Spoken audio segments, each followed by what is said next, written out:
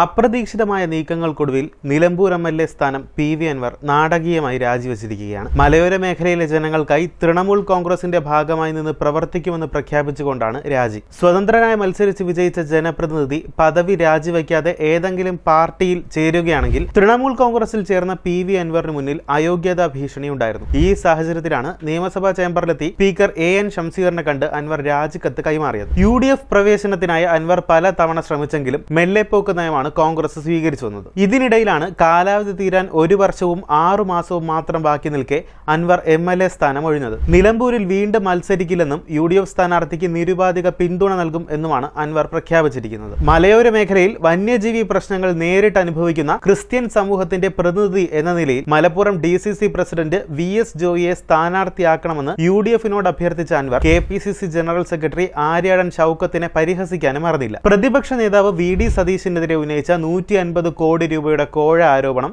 മുഖ്യമന്ത്രിയുടെ political secretary P Sasi draft ചെയ്തു നൽകിയതാണെന്ന് വ്യക്തമാക്കി ഖേദം പ്രകടിപ്പിക്കുകയും ചെയ്തിരുന്നു. അൻവറിന്റെ നീക്കങ്ങൾ ദുരൂഹമാണ്. അദ്ദേഹത്തിന്റെ രാഷ്ട്രീയ ഉദ്ദേശവും വലിയ തോതിൽ വിമർശിക്കപ്പെടുന്നുണ്ട്. അൻവർ തന്നെ പറഞ്ഞതാണോ ആരെങ്കിലും പറയിച്ചതാണോ എന്ന ചോദ്യവും ഉയർന്നു കേൾക്കുന്നുണ്ട്. അൻവർ രാജിവെച്ചതോടെ നിലമ്പൂരിൽ 6 മാസത്തിനുള്ളിൽ നിയമസഭാ തിരഞ്ഞെടുപ്പ് നടക്കും.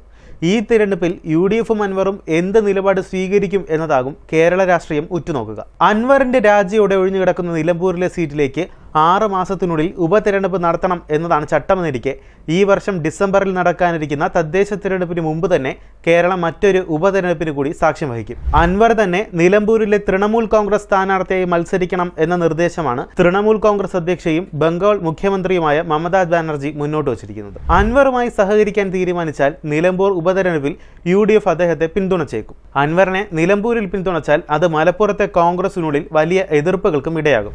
UDFിലേക്ക് കടക്കാനുള്ള നീക്കങ്ങളുടെ ഭാഗമായി ഉപതെരഞ്ഞെടുപ്പിൽ നിലമ്പൂരിൽ മത്സരിക്കാതെ UDFനെ പിന്തുണച്ചുകൊണ്ട് അൻവർ മാറി നിൽക്കാനുള്ള സാധ്യതയും തള്ളിക്കളയാനാകില്ല. UDFും LDFും പിന്തുണയ്ക്കാതെ വരികയും നിലമ്പൂരിൽ പരാജയപ്പെടുകയും ചെയ്താൽ അത് അൻവറിന് വലിയ തിരിച്ചടിയാകും. ഈ സാഹചര്യത്തിൽ UDFനോടൊപ്പം നിന്ന് 2026 നിയമസഭാ തിരഞ്ഞെടുപ്പിൽ സുരക്ഷിതമായ ഒരു സീറ്റ് ഉറപ്പിക്കാനുള്ള ശ്രമങ്ങൾ അൻവറിന്റെ ഭാഗത്തു നിന്ന് ഉണ്ടായേക്കും. 2016 നിയമസഭാ തിരഞ്ഞെടുപ്പിലാണ് LDF പിന്തുണയോടെ നിലമ്പൂരിൽ നിന്ന് ആദ്യമായി അൻവർ വിജയിക്കുന്നത്. അന്ന് UDFന്റെ ആര്യാടൻ ഷൗക്കത്തിനെതിരെ 11,504 വോട്ടുകൾക്കായിരുന്നു അൻവറിന്റെ വിജയം. 2021 2,794 വോട്ടുകൾക്ക് VK പ്രകാശിനെ പരാജയപ്പെടുത്തി 2ാം തവണയും അദ്ദേഹം നിയമസഭയിലേക്ക് എത്തി. കേരളത്തിലെ നിയമസഭാ തിരഞ്ഞെടുപ്പുകളിൽ ഏറെ സവിശേഷതകളുള്ള മണ്ഡലമാണ് നിലമ്പൂർ. കേരളത്തിൽ MLA ആയിരിക്കെ ഒരാൾ വെടിയേറ്റ് കൊല്ലപ്പെടുന്നത് നിലമ്പൂർ മണ്ഡലത്തിലെ MLA ആയ കുഞ്ഞലിയായിരുന്നു. മുസ്ലിം ലീഗിന്റെ ഉറച്ച കോട്ടയായ മലപ്പുറത്ത് ലീഗിന്റെ അപ്രമാദിത്വത്തെ വെല്ലുവിളിച്ച് കോൺഗ്രസ് നേതാവ് ആര്യാടൻ മുഹമ്മദിന്റെ സ്വന്തം മണ്ഡലം എന്നിങ്ങനെ നിരവധി വിശേഷണങ്ങൾക്ക് അർഹമാണ് നിലമ്പൂർ നിയോജക മണ്ഡലം. 1965 മുതലുള്ള ചരിത്രം പരിശോധിക്കുമ്പോൾ വെറും 4 തവണ മാത്രമാണ് ഇവിടെ നിന്ന് CPM ജയിക്കാനായത്. 1965 ആദ്യ തിരഞ്ഞെടുപ്പിൽ കുഞ്ഞാലിയുടെ CPM മണ്ഡലം ആദ്യമായി ജയിച്ചു. പിന്നീട് 82 TK ഹംസയിലൂടെയും മണ്ഡലത്തിൽ CPM വിജയക്കൊടി പാറിച്ചു. എന്നാൽ പിന്നീട് 2016 വരെ നിലമ്പൂരിൽ CPM സ്ഥാനാർത്ഥിക്ക് വിജയിക്കാനായിട്ടില്ല. പിന്നീട് 7 തിരഞ്ഞെടുപ്പിൽ ആര്യാടൻ മുഹമ്മദാണ് മണ്ഡലത്തെ പ്രതിനിധീകരിച്ച് നിയമസഭയിലെത്തിയത്. 1977 ആദ്യമായി ആര്യാടൻ നിലമ്പൂരിൽ നിന്ന് MLA ആയി. പിന്നീട് 1987 മുതൽ 2016 വരെ നിലമ്പൂർ MLA സ്ഥാനത്ത് ആര്യാടൻ മുഹമ്മദ് തുടർന്നു. 2016 കേരളമാകെ ആഞ്ഞടിച്ച ഇടതു തരംഗത്തിൽ നിലമ്പൂരും CPMനോടൊപ്പം ചുമന്നു. 47.91% വോട്ടുകൾ നേടിയാണ് അൻവർ കോൺഗ്രസ് കോട്ടയിൽ വിജയക്കൊടി പാറിച്ചത്. CPM നടത്തിയ സ്വതന്ത്ര നീക്കത്തിൽ തവനൂരിനും താനൂരിനുമൊപ്പം നിലമ്പൂരും ഇടതിനൊപ്പം ചേർന്നു.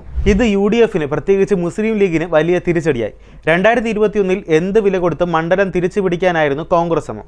എന്നാൽ അൻവറിലൂടെ CPM വീണ്ടും മണ്ഡലം നിലനിർത്തുകയായിരുന്നു. നിലമ്പൂർ താലൂക്കിലെ നിലമ്പൂർ നഗരസഭയും അമരമ്പലം, ചുങ്കത്തറ, എടക്കര, കരുളായി, മുത്തയിടം, പോത്തുക്കൽ, വഴിക്കടവ് എന്നീ ഗ്രാമപഞ്ചായത്തുകളും ഉൾക്കൊള്ളുന്നതാണ് നിലമ്പൂർ നിയമസഭാ മണ്ഡലം. കൂടുതൽ വാർത്തകൾക്കും വിശേഷങ്ങൾക്കും ഞങ്ങളുടെ channel like, share and subscribe ചെയ്യുക. കൂടാതെ സബ്സ്ക്രൈബ് ബട്ടണിലെ ബെല്ലൈക്കൺ എനേബിൾ ചെയ്യാനും മറക്കരുത്.